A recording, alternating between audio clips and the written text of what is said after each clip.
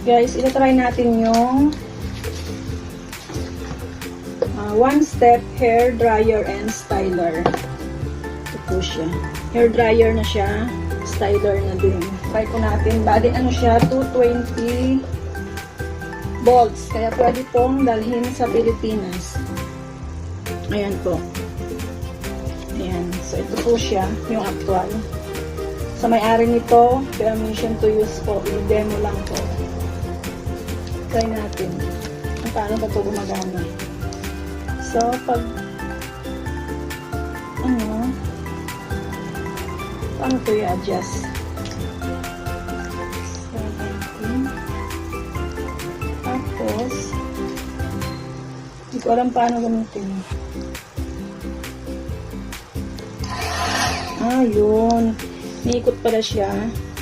Ayan, may low, puti, middle, tapos high.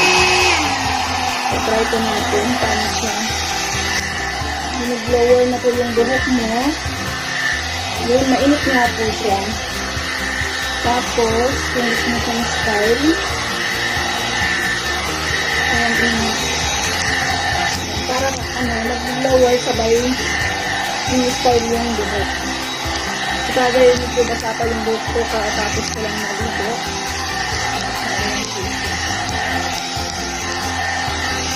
So, eto na since yung order mo, gumagana po siya.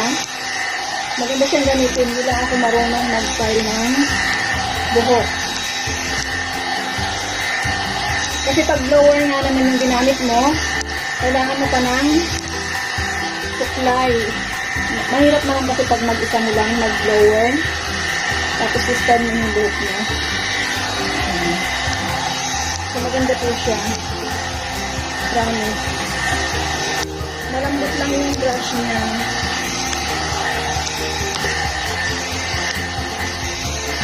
So, nakapag-blower na ako ng buhok gamit ang order ng isang customer ko.